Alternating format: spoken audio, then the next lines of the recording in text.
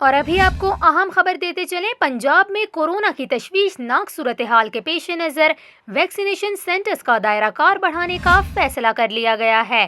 پی کے ایل آئی میں vaccination centre فعال ہونے کے بعد لاہور میں 3 مراکز ہو جائیں گے۔ آپ کو یہاں یہ بھی بتائیں کہ پنجاب میں 50 سال سے زائد العمر افراد کی رجسٹریشن شروع کر دی گئی ہے۔ شہری 1166 پر شناختی کارڈ نمبر بھیج کر رجسٹریشن کرا رہے ہیں۔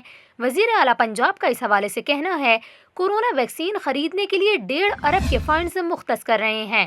انہوں نے کہا، پنجاب حکومت شہریوں کو ویکسین لگانے کے لیے 10 لاکھ ڈوز خریدے گی۔ ہر شہری کو کورونا سے بچانے کے لیے اقدامات کریں گے۔ زیادہ مثبت کیسز والے اضلاع میں ضروری سہولتیں فراہم کی جا رہی ہیں۔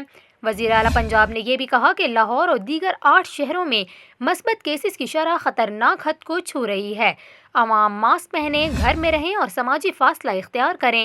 ماسک پہننے کی عادت کو نہ اپنایا تو صورتحال مزید بگڑ جائے گی۔